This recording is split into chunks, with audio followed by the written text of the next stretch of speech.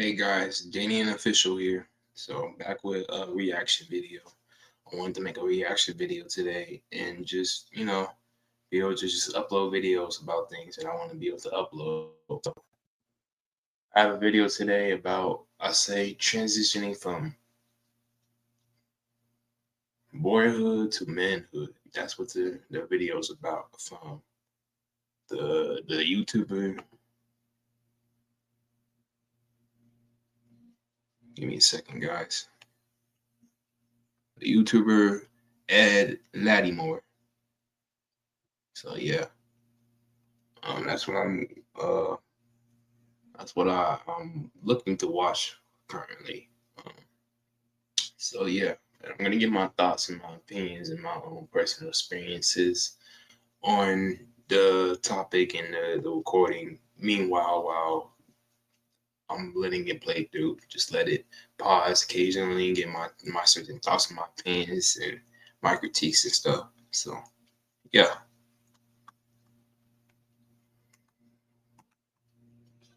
as you can see, guys, this is a video, so it's what we're gonna be watching today. Bro. Bro. Yep.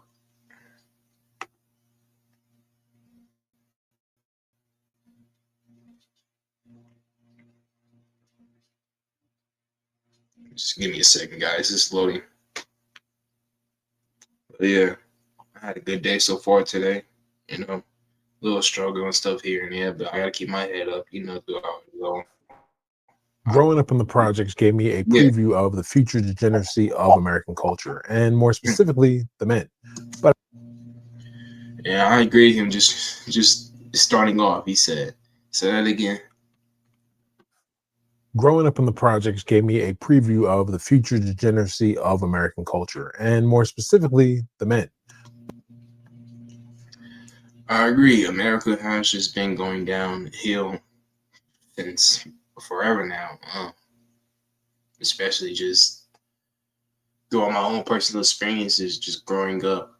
I just seen a lot of my peers, my guy peers around me, just not being able to do what they need to do at their age as a man, as an adult. They wasn't doing what they need to do at their age, and yeah, man, it was a shocker to me. Um,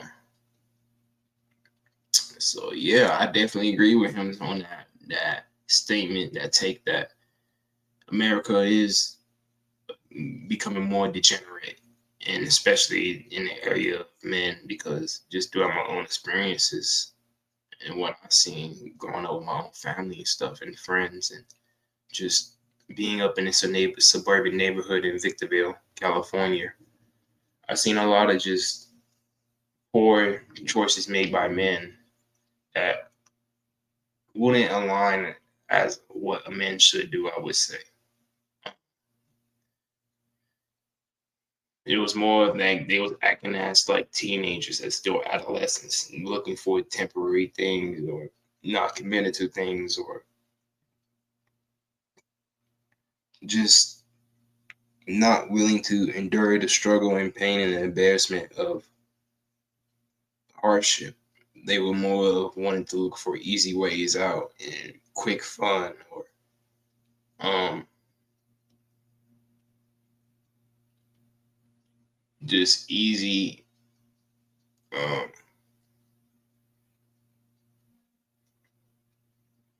easy like easy dopamine, I would say, like it's the next chase. That's what I've seen most of just the people around me, my family, my friends. That's all it was. They were just always just chasing the next thing, whether it was a person, a, a, a materialistic item like uh, money or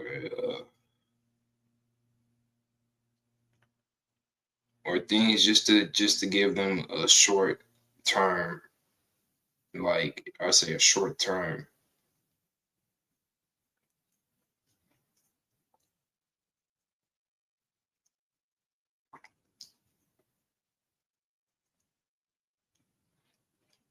I would give them a short term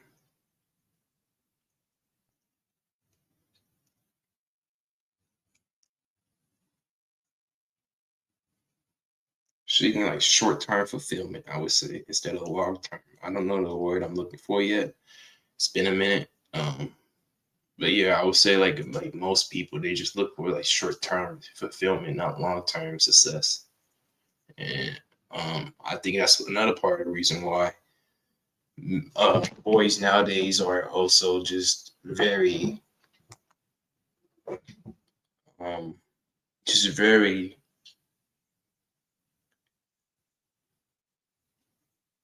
unable to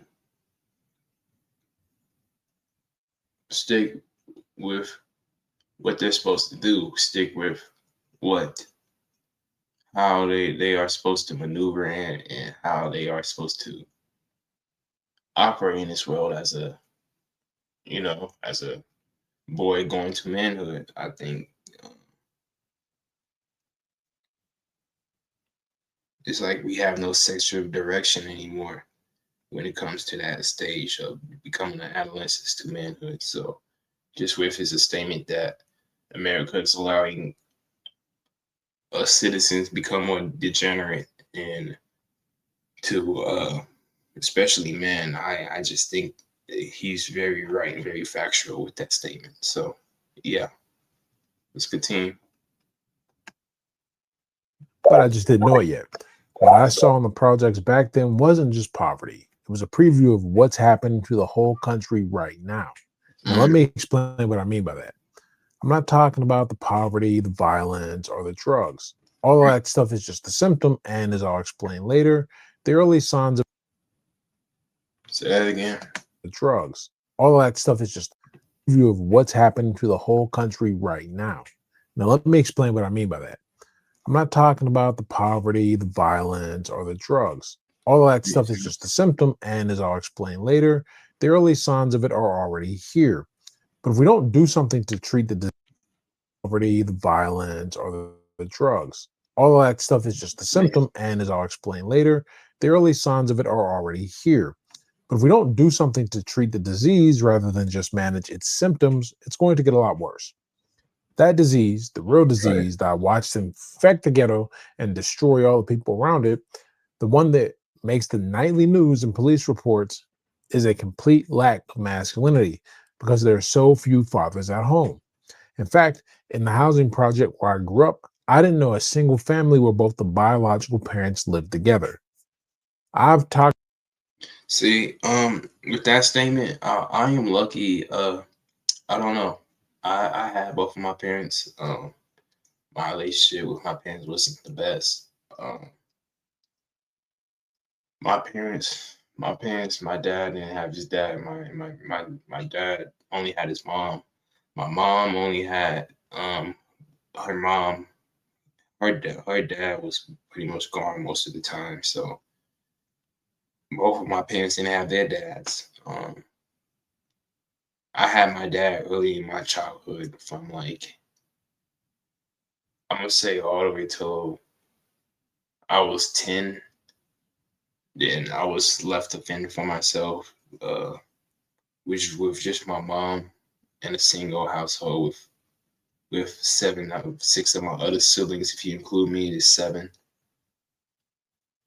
And I didn't really do much at the time. All I did was just play video games and um didn't even really try to find any way to get through the hardship and get through the struggle to have a right as passage as a man. I feel I wasn't able to have nobody to guide me or anything like that. I had to guide myself because my father figure, well, my mentor was incarcerated at the time, so I had to be able to just find my own way to be able to maneuver out through this world and its harsh realities at the time. Even though I was very sheltered and I was at home a bunch just playing the game, just talking about my problems and trying to relate to other teens and peers at the time. Um, it was a it was a very dark time for me. I say, it's just that I feel I could have definitely done something different because around when I was 10, um, my parents got divorced and domestic abuse happened, and my dad got incarcerated, and my mom was a single mom. So it was just like it was a lot for me, and I didn't really know how to process it. I guess I would say I was traumatized because the harsh realities of adulting just uh not even just the adult world, but just like the situations and stuff that I was getting into at the time. It was just very daunting, and I just didn't even know how to take care of it. Um, all I would do is just isolate myself like I do now, and um, not confront it. All I would do is just avoid it, like most most men of America nowadays. We just avoid our problems instead of just trying to confront it, and that's what I've been trying to do now since I'm now in the later stage of my life of being a young adult. At 18, I am more of now trying to confront my issues and trying to develop a safe space and community for myself, such as YouTube, to continue supporting myself and guiding my own journey into my grown manhood from adolescence. So, yeah, that's what I'm planning to do with this. It's just as he said, the root disease um is just that we all have like no fathers and stuff, so we have like no sense of direction and what we're supposed to do in life. Um, and we all want to avoid our hardships and our feelings and our poor thoughts instead of just confronting them and trying to face them to be able to mature and prosper towards a goal that is meant for worth being something to struggle and endure the hardship for as a man. Because if you're just chasing short term goals and not and you're always experiencing this hardship, it's like what's the point? You're still acting like a teenager. So yeah, that's my point. I don't really have much to say, much else, but yeah, that is my current point.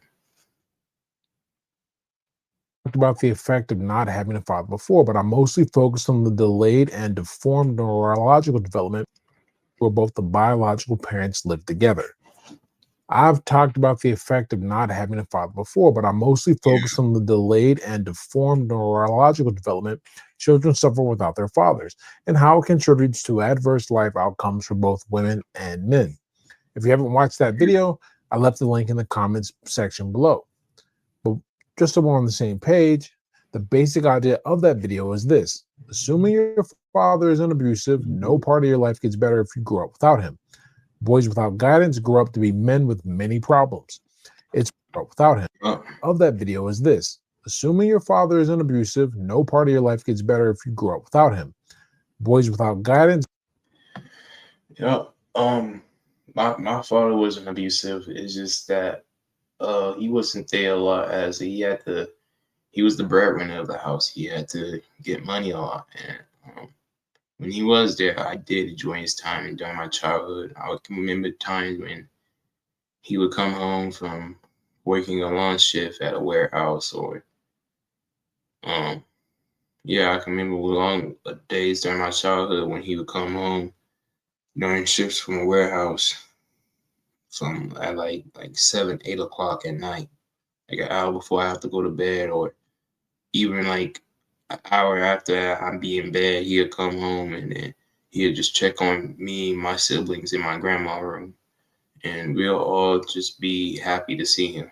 And he would be happy to see us. We would give him hugs. We would be like just trying to talk with him and stuff. And it was very, very like I say impressionable, very admirable because at the time he was just pushing through the hardship and stuff as a man should, and it was just very inspirational and very motivational to see him do that at the time as a kid. I thought that myself. Like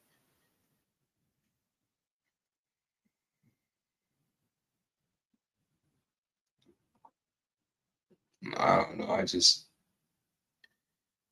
growing up, as most people say, you see your parents as like your superhero, but then you get your innocence taken from you, and now you see the world for what it is. And, I'm not saying that I don't see my parents as that anymore, but I still do. You know, if I have like struggles and whatnot, I do still come to my parents and stuff. It's just more of like I just see the struggles and hardships of reality now growing up, and I realized that even though he was struggling, he was alone and stuff. It was hard for him. Most likely, he didn't want to do all that. He didn't want to work all these long hours. He didn't want to work all these long shifts to be able to do that. But the thing is, as a man, he done that for us. He done that to provide for us, and I'm very grateful for that. I'm very respectful of him for that. I am I feel indebted to him for that, but I shouldn't. Uh, It's just that because he was doing as he's supposed to as a father, as a man, and yeah, it's just like um, just throughout my early childhood, it was just a good time when he was there because overall, I felt like I had more structure. I felt like I had more guidance. He was there to challenge me, um, tell me right from wrong, give me wisdom, and if I got in situations, he was there to have my back. He always been there to have my back. Same with my mom. Um, it's just that they would fight about things a lot, and um, that's where we would just have our issues at. But I feel that overall, as he said, just having a father in the house that isn't abusive, that is productive, and is in a proactive mindset is very, very beneficial towards the children because it allows them to have a sense of direction, uh, feel secure, um, feel like just very high self worth. Like you have something going for yourself and things like that. Like hope for the future, I would say. Um,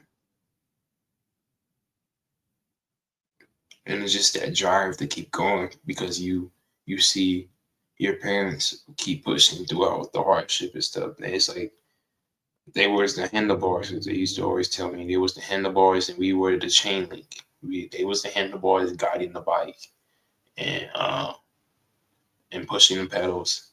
And we was the chain link holding it up for everybody, holding it up for the family so we can in the future become the handlebars, the pedals, and also the chain link to guide the whole bike. So for my dad part, with just him being there and him being able to just spend time with me, bond with me, um, get to know me during my childhood, and just being able to have a father figure overall, tell me right from wrong and stuff, and help me with my problems really too, help me with my problems. It was very, very beneficial. It was very, very helpful. Um, but during the time when I needed to just transition to from boyhood, I feel to adulthood, he wasn't there for that. He he wasn't there for that. So yeah, um, because he had to go to jail and stuff. So it was just like we had like a, a, a era, just a time where it was just me and my mom and my siblings, and he was apart, incarcerated, dealing with his own hardships again for a long time. And yeah, man, my mom, she was very beneficial and stuff. It's just that I feel like as a man, the guidance that a father can provide and the nurturing that a mother provides, like the challenging that a father provides, is different than what the nurturing that a mother provides. Not only a mother can nurture so much, but a father, he challenges the sons and he makes them respect the mothers, and he gives them more direction and a sense of self and worthiness and um, just I say more masculinity and to face your hardships instead of avoiding them. Whereas the mom more just nurtures you and tries to make you feel okay and safe and secure and emotionally regulated when it comes to hardships and just trying to avoid them overall. And so I'm just saying that with my mom growing up and with my dad going to jail, that's really what a lot of I got, just a lot of nurturing and not a lot of like challengement to face my hardships. And I feel like if I would have had that more at the time before all that happened, I would have grew. We all would have grew into something different. I can remember times where he was giving me the hardship to transition me, like doing yard work, doing housework. Um, but I'm talking about like real yard work for the age I was like 11, 12, 11, 10. Um, doing real hard. I felt at the time real hard yard work. That raking these little small pebble rocks to the back of the backyard to layer out the layers of the rocks so it could be all smooth and flat.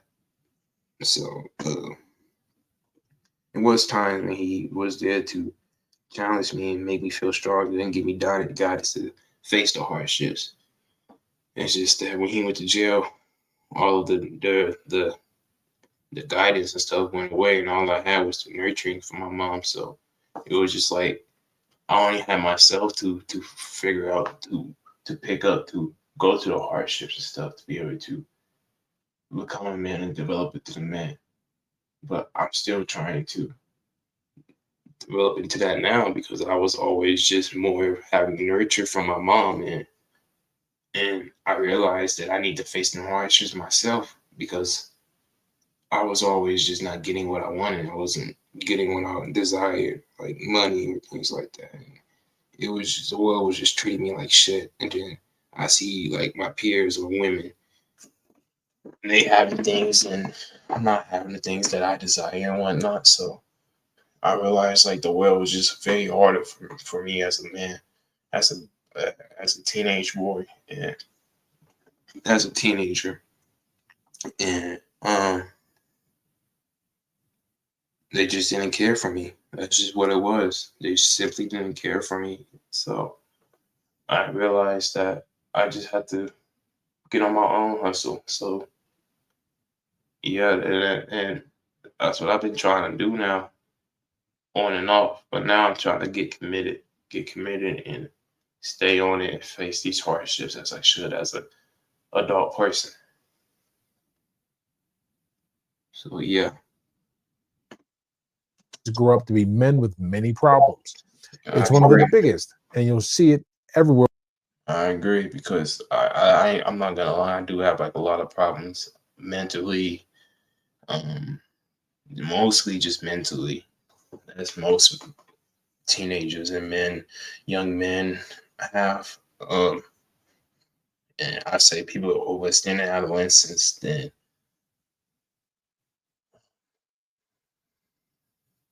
and I have like a lack of resources. It's just more of just really just mental problems and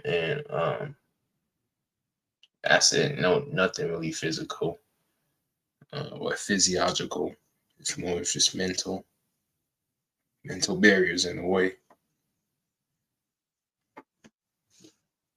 once you notice it.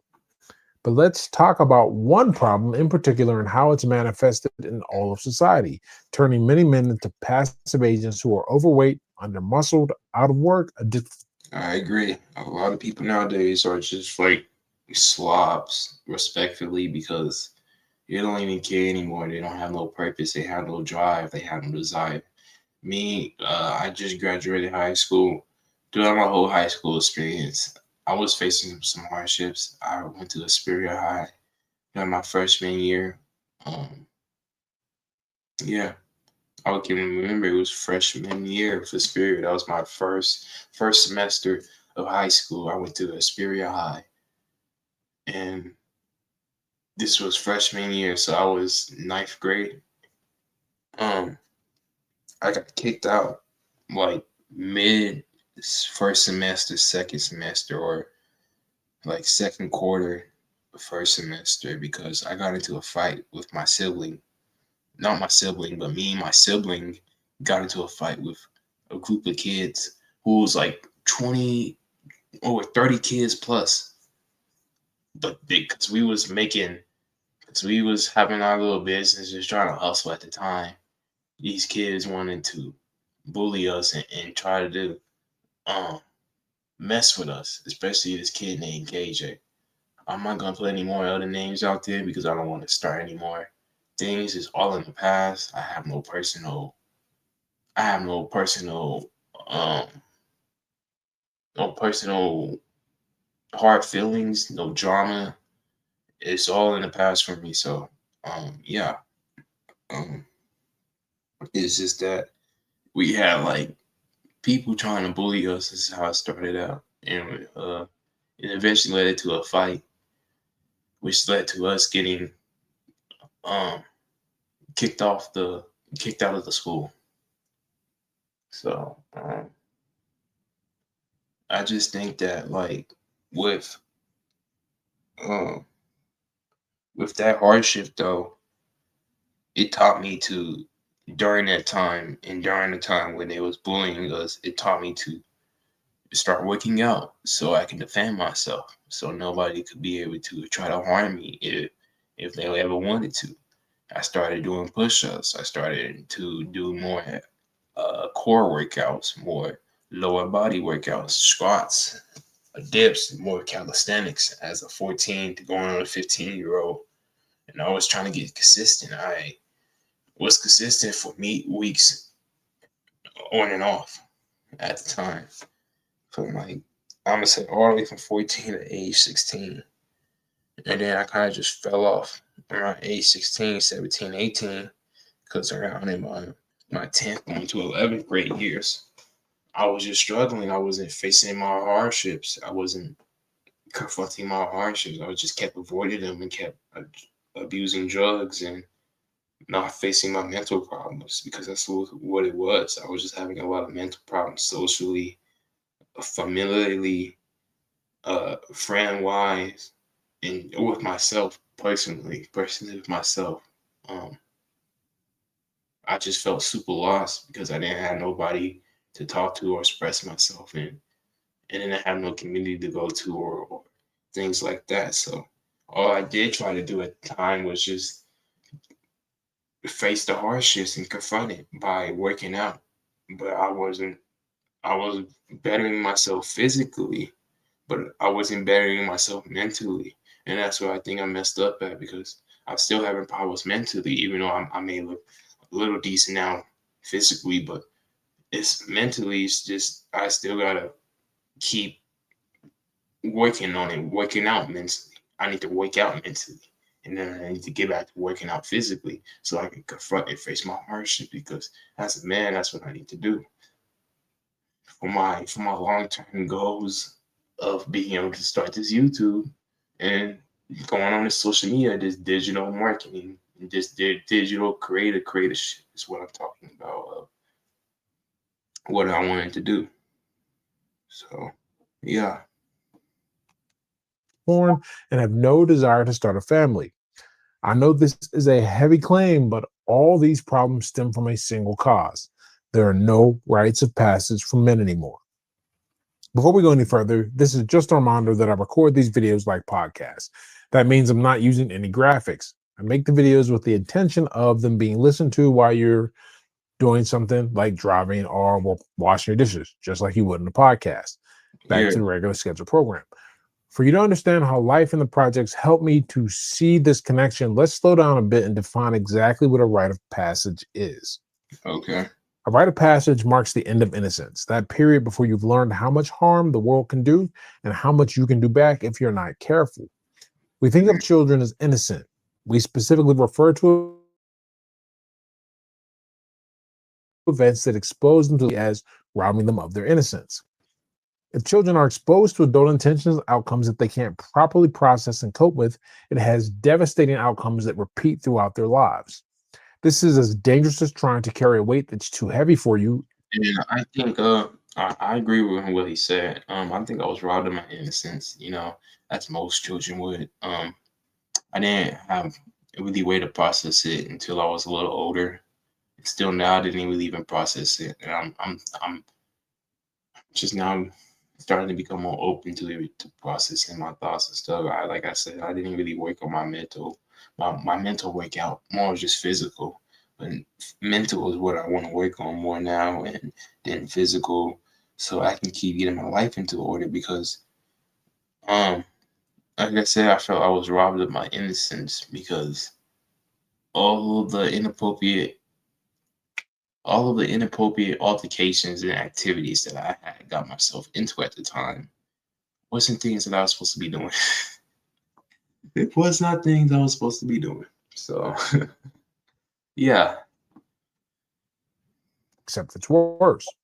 At least when you try to carry more than you can handle, you know it's coming. And it's usually Right. you who tries I to lift didn't the know it weight was that's coming. way above So your I strength I level and abilities. I You'll hurt got hit yourself by and be the pissed train. that you did it, I got but burnt, it's your as they fault. say. It Got wasn't burnt by forced on the you. And most stove. importantly, there's a good chance you'll recover if you take it easy. And if you so choose, you can get stronger and learn the proper technique for lifting so you don't hurt yourself again. Right. When a child is abused or Good exposed to analogy. something too much for their mind and emotions to handle, they have no idea what they're getting into. No child chooses to be a victim Right. of abuse by definition. And to be clear, it doesn't matter what person's age is when they experience any type of abuse or trauma. It's always a terrible and unpleasant experience. But when it happens before you have a certain level of emotional maturity or mental capacity, it's permanently debilitating. And this is what happens when a person is put through the harshness of life before they're old enough to handle it. Obviously, when this happens, it's bad. But something just as terrible happens when an Um, adult's mind, body, and soul are still treated as a child. yeah. Humans are anti fragile creatures. This means that we only get better when we're broken down. Of course, we can't be broken down before we attain a certain level of strength, and our minds and psyche are just like our bodies in this way. In the same way you lift weights, where muscle breaks down and you get physically stronger, your thoughts and emotions work the same way. If you don't put your psyche under pressure, it will never grow strong enough to handle the burdens of adult life. An adult losing their innocence too late is just as dangerous as a child losing theirs too early. Think about that for a second. The latter seems worse because it's beyond their control and we see the effects immediately. But a child's mind and an adult's body can be just as destructive, if not more. You'll And see I agree. exactly I see it in my parents. What he's talking how about, I in see just it a in my moment, but this is where a rite of passage comes family. in. Respectfully, A rite of passage is a I don't want singular act that, when the time is right, exposes a childish mind to the rigorous expectations of a adulthood. teenager who If it's done too early, is it will tears all over his traumatize them. If it's done too had late, they'll foster be too comfortable care to confront the child monster. who hustled all his I believe the life. latter at this point is a He much already bigger had a problem, father especially figure. amongst men. Now, before anyone jumps down my throat, let me make something clear.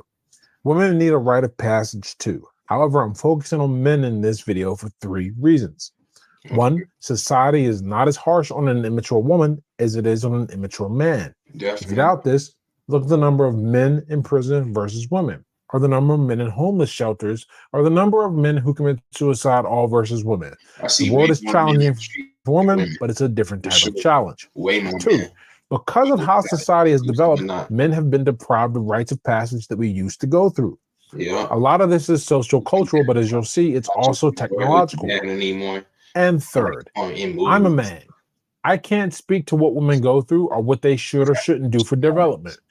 I don't even have a daughter. In other words, I'm completely ignorant of the developmental plight of women. Mm, As a man, you have to expose yourself to pain willingly because life is going to force you to experience it.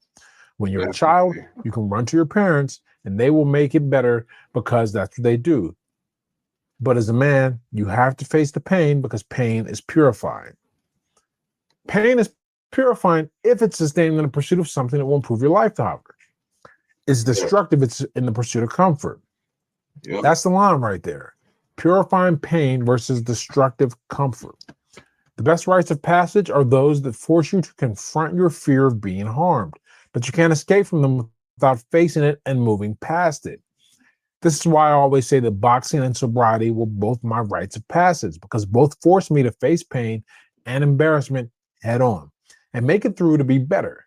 I made the choice to box at 22, and fortunately, I got sober at 28. But why did this take so long? Why did it take me so long to become a man? I didn't have my father in my life. Furthermore, I didn't have any male role models until I started boxing at 22 or 20. And then at 28, when I met Tom Yankello at a professional gym. Shout out to Tom Yankello of World Class Boxing. I'll put a link to his channel in the description so you can check out his skills. But let me break this down clearly and cleanly for you using what we know from neuroscience and child development theories and how that ties into my personal observations about rites of passage. This is where science catches up to common sense. But before we do that, I want to Mm, remind you that my new book, Hard Lessons from the Hurt Business Boxing and the Art of Life, is out for release. It delivers the lessons I learned from getting out of the projects, getting sober, having a standout boxing career, and earning a degree in physics as an adult despite not even graduating from high school. The book teaches the kind of hard lessons I wish my father was around to teach me. But maybe if he had, I wouldn't have been motivated to create YouTube videos teaching others, let alone write the book. If you enjoyed stories like David Goggins' Can't Hurt Me or Josh Whiteskin's The Art of Learning, then check out Hard Lessons from the Hurt Business, Boxing, and the Art of Life. Link in the pinned comment and in the description for you to check it out. Now, I once heard a speaker say that mothers have a nurturing instinct and fathers have a challenging instinct. To illustrate this, he used an example of his own baby daughter and how she wanted a toy that was out of reach. His wife wanted to grab the toy to immediately ease the baby's discomfort while he encouraged her to pick it up. Now, that was the extent of his argument, so I was naturally skeptical. But it turns out there's some pretty solid science to this, and it relates to this entire idea of the lack of role models and the lack of rite of passage and how it leads to an extended adolescence and people who think adulting is hard. By the way, I've included links to all the descriptions, links to all the sites. Man, I think I agree with what he says. Like for most things, for me personally, once I understand how it goes and I'm consistent with it, and I'm having like a flow with it, it's very easy for me. It's just that when um I don't have like a consistent schedule and I'm like I'm not always on it, and then people always would tell me, "Oh, you can get back on it and stuff and things like that," or they want to try to nurture me and whatnot. It just makes me not want to do it. It's like I'm still in my comfort zone, but more. That's weird. Um,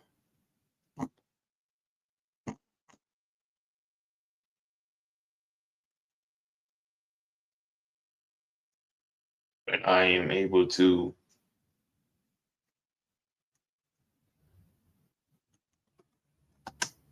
Lack of rite of passage and how it leads to an extended adolescence and people who think adulting is hard. But when I am able to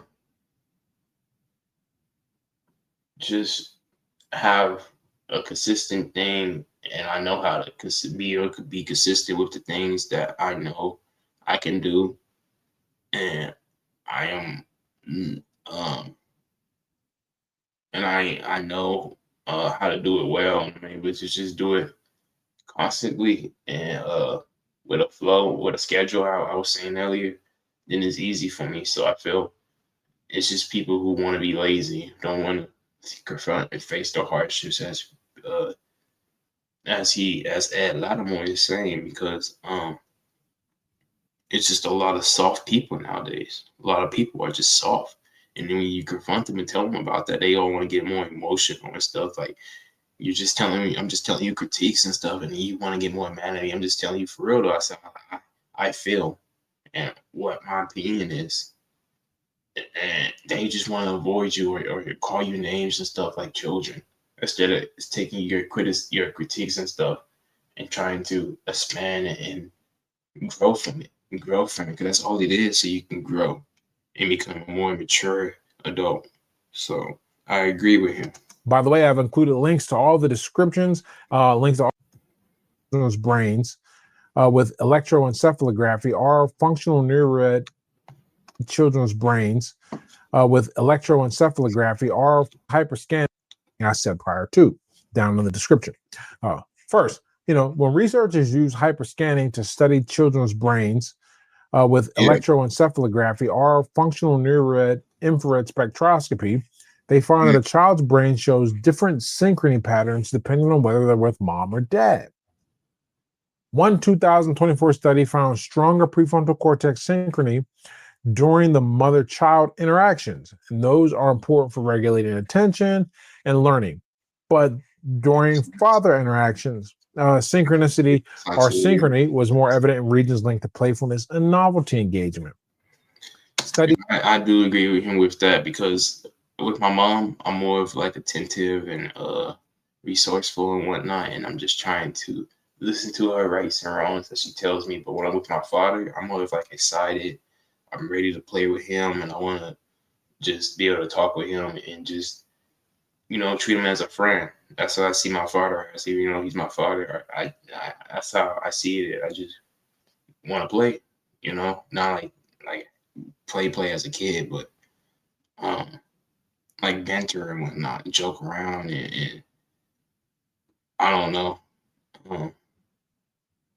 feel some type of closeness and newness, I would say, so I could just participate with him and feel as if what I'm doing is good, and it's different, so I can keep changing to my environments, because he's very unpredictable, I would say, and that was very fun for me, because it just made things very new. So I definitely agree what he said, that whereas my mom, she was very predictable, whereas he was very unpredictable. I knew what was coming with her. I always knew what I should do right or wrong, or what she expected of me. More with him, it was just playfulness, and he always told me to listen to my mom and stuff, and be respectful of my elders, things like that. But he would challenge me in them ways, but he also banter, play with me, let me adapt, and give me creativity, and I appreciate both of them parenting ways from both my mom and my dad. So yeah. They show that infants process their mother's voice, touch, and face with stronger activation in the limbic regions, which supports comfort, attachment, and security. Father interactions often elicit more activation in the reward systems. So children tend to become more excited, energetic, and playful with their fathers. Now, downstream from this, mothers' interactions are often seen as more predictable, soothing, and nurturing, engaging a baby's regulatory circuits and helping them develop emotional regulation and stress buffering.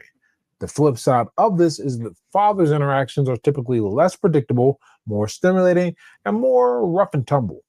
This leads to engaging the child's sensory, motor, and novelty detection circuits. This contrasting combination helps build children that are both secure in their attachment via their mother's regulation, but also resilient and adaptable via their father's unpredictability. And both of these responses are necessary for a child to become a fully developed, functioning young adult, which increases the likelihood that they'll become a fully developed, functioning grown adult. While both parents engage the child's whole social brain, mothers tend to activate circuits tied to emotional safety and regulation, and fathers tend to activate circuits tied to exploration, novelty, and reward. Scientists often describe this as mothers protecting the base and fathers pushing the frontier. So even if a rite of passage isn't a formal activity like the Spartan Agoge, where boys were taken at age 8 and turned into soldiers, Fathers, by extension, masculine guidance play a vital, nature designed, God given role in turning helpless children into functioning adults. This should all be coming together on how living in the projects gave me a front row seat to what happens when this fatherly presence isn't there, and how removing and downgrading the role of men in society has led to a weaker generation that never grows up. In Yeah. case it's not clear, let me spell it out for you another way. Modern Western society now considers men and masculinity almost optional. They don't believe, or I don't believe, this is intentional, mostly because technological advances and cultural shifts towards egalitarianism are likely the bigger drivers. But the Black community saw what happens firsthand when you do this. We got to go all the way back to the 1920s and 1930s. Despite the shadow of segregation and systemic racism, most Black families were still intact. Census records show that well over 80% of Black children lived with two parents, not far behind the white community. In fact, during the 1940 census, Black women were more likely to be married than white women of the same age. And this wasn't because life was easy, it Crazy. was quite the opposite. But despite hardship, the family structure held strong.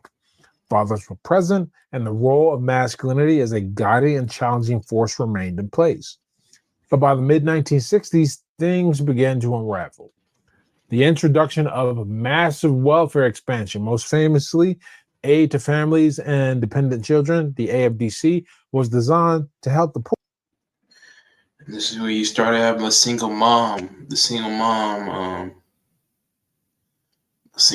thing. Oh, I'm a single mom. I don't need no support. This and that, this and that.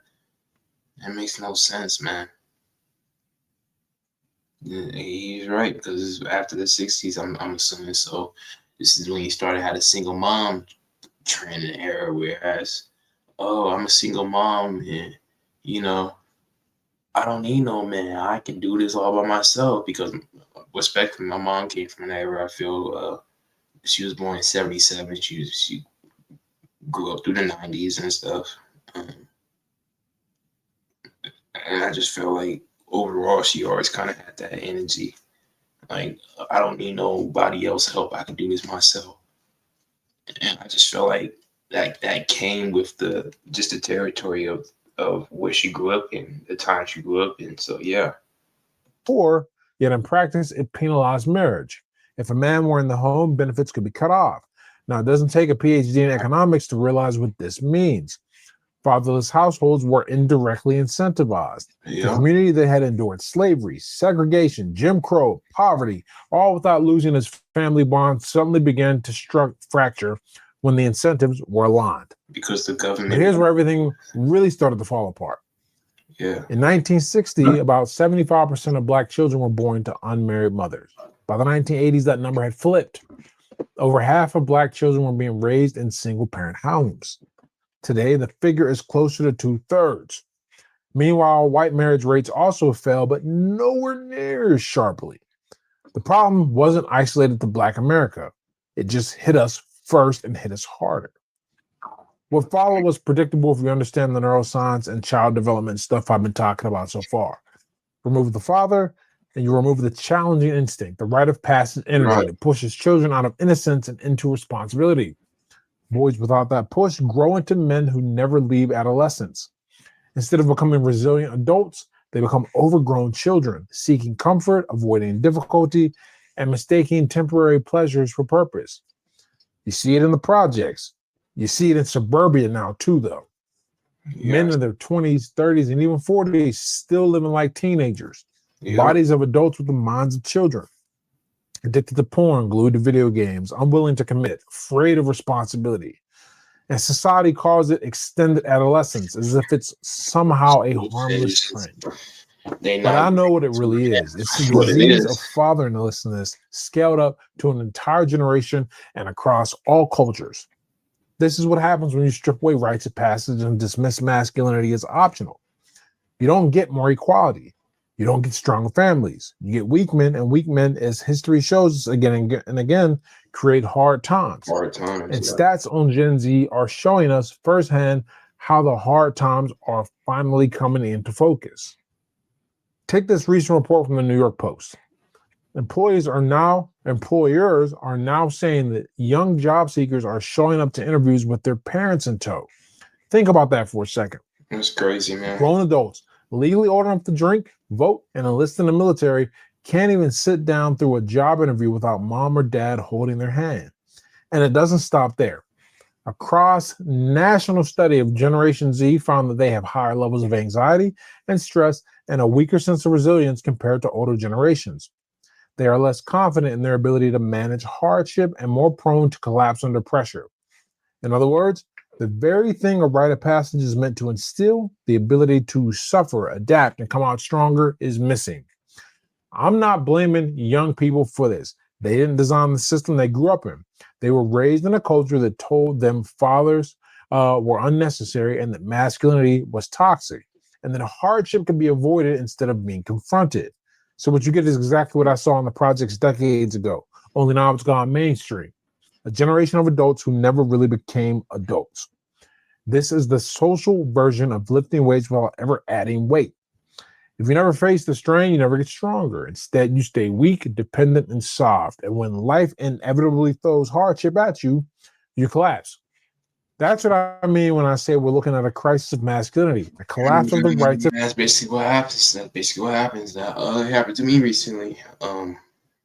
So I'm just now trying to face my my hardships to become moving on to a man, man, because our hardship evidently came. I was fucking homeless, man, for a day.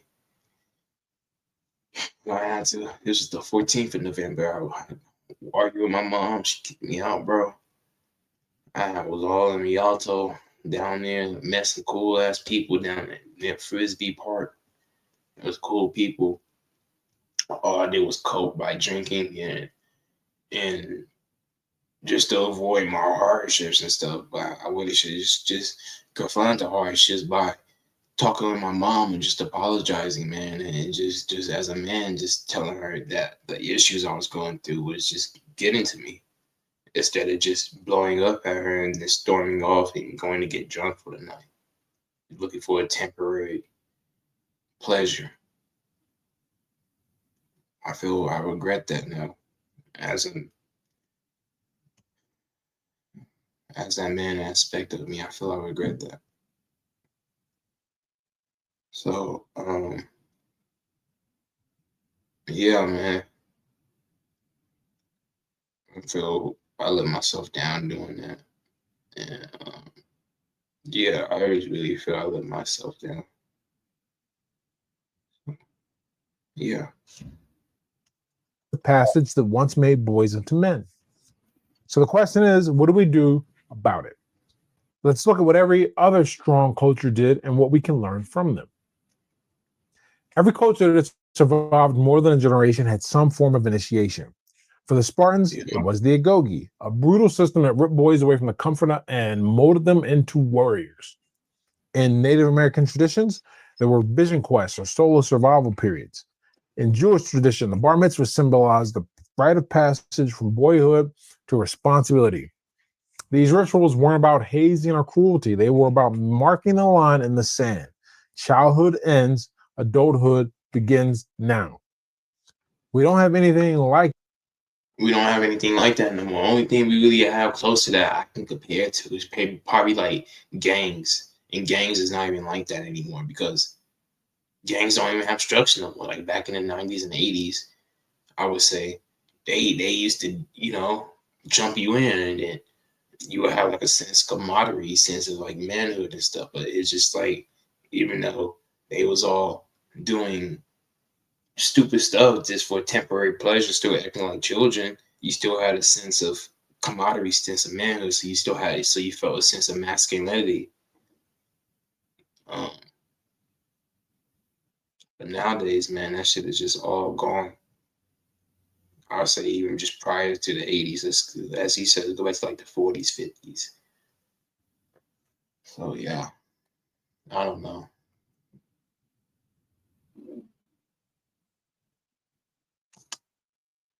That anymore. That's why I call boxing and sobriety my rites of passage. Both of them forced me into the fire. Boxing stripped away my excuses and made me confront physical pain, fear of embarrassment, and the reality that another man was trying to break me down. Sobriety made me face my internal demons every single day without excuses and made me confront physical pain, fear of embarrassment, and the reality that another man was trying to break me down. Sobriety made me face my internal demons every single day without an escape hatch. Right. Both of those experiences broke me down so I could be rebuilt. That's what a rite of passage is supposed to do. Right. We can recreate these passages today. And they don't have to look exactly like the Agoge or a tribal initiation. They just have to force young men into the crucible. It could be the military, though fewer and fewer signing up. It could be an apprenticeship where boy learns the value of sweat, skill, and serving others. It could be a combat sport, a faith-based rite, a sobriety challenge, or even something as simple as living without technology for a set period of time. The form matters far less than the function. The point is that comfort can no longer be the highest value. Pain must return to its rightful place as the purifying force that separates men from boys. Because without it, we don't get strong men. We get a society of oversized children, soft, dependent, and unable to shoulder responsibility.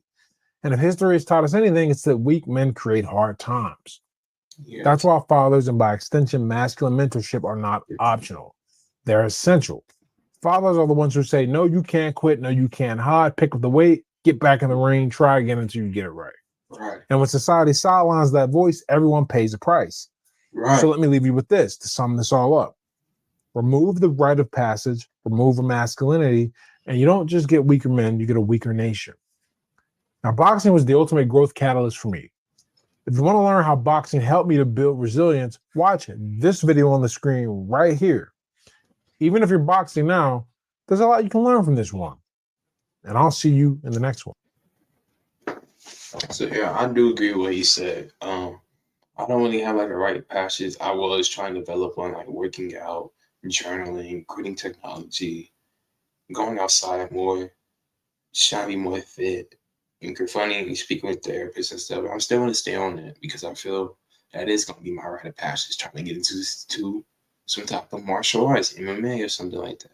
I had a friend who was a cool dude, cool, a white friend. I forgot his name. He used to come over my crib. He was a cool dude, man. But I felt we could have went together. We could have grew together, man. But we fell out. So yeah, it's just like, yeah, I see what he said though. Just what form it is, the form matters very deeply, and I agree with what he says. So overall, this is just a deep video. I feel that's just a give to a society and the way how people are, and especially men, adult men now, and how they want to just keep avoiding their hardships instead of facing them. So, me myself, I just agree with all his critiques and his opinions. And yeah, um, so yeah, guys, that was the end of the video. I enjoyed the video. It was a nice, deep, introspective video. I was able to get some things off my chest that I want to talk about. Um,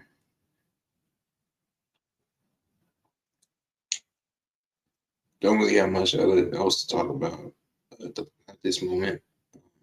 Just wanted to upload this video and get some of my thoughts and my opinions out. So, and just be have a consistent schedule with what I'm doing and be genuine with it. So, yeah, that's all I have for right now.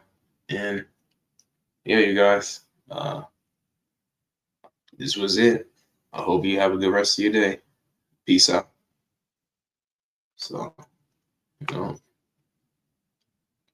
peace.